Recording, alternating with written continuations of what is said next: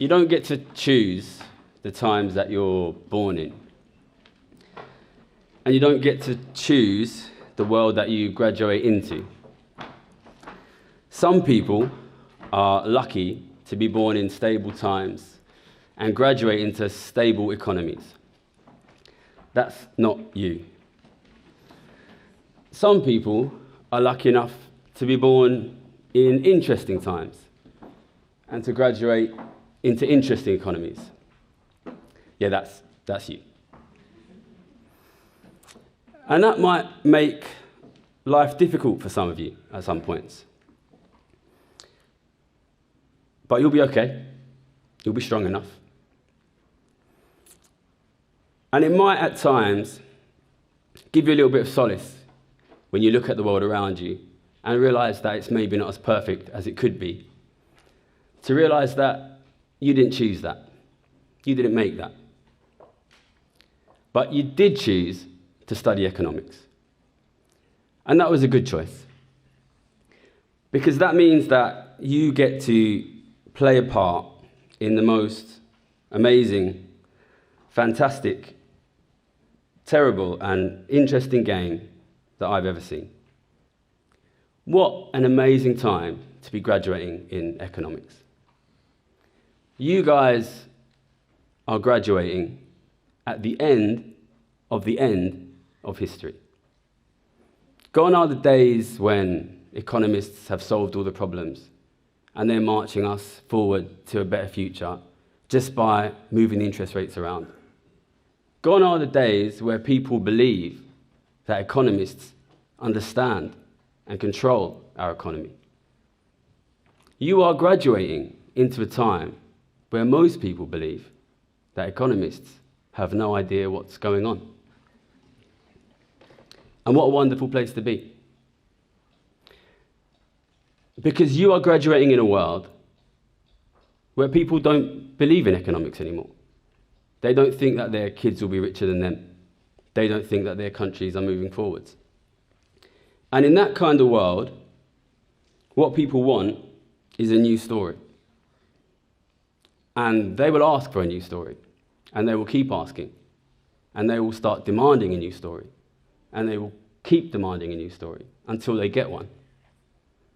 What story are they going to get? I tried to write a story that the problem with the economy is about inequality. And we can fix it if we fix inequality, if we fix an unfair tax system, if we make the billionaires pay more taxes, if we tax wealth and not work and get wealth back into the hands of ordinary families. But I'm not the only person writing a story. There are lots of people, including a lot of those billionaires, including a lot of the richest and most powerful people in the world, that are telling a different story. They're telling the story that the problem with the economy is because of foreigners and immigrants and people that don't look like you.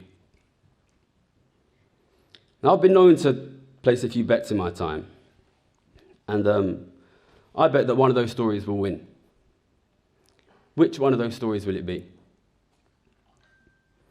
If enough economists line up on one side, it will probably be one story about the economy. And if enough line up on the other, it will probably be the other story. But what happens if the economists don't line up at all? Who wins then? You are players in this game because you are graduating economics. Whether you like it or not, you are players in this game. Now, you're graduating today and you're young and you've probably got things you want to do, and a lot of you probably want to go and make the money that's going to give the security to your families in the future, and I understand it because I did that. I started my job 4 days after my last exam. Go and do it. Make the money. Make the money that your family's going to need to get the financial security that you're going to need in the future.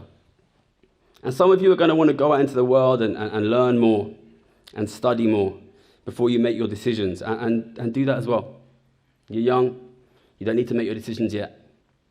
But when you're out there making your money and learning more, I want you to remember, you are players in this game, whether you like it or not.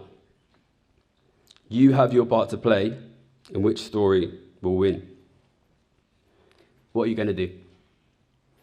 Now, I've made my decision. I'm going to try to write that story as an economist to a world that needs a new story about economics. As economists, you can help write that story as well. And I hope you do. Thank you.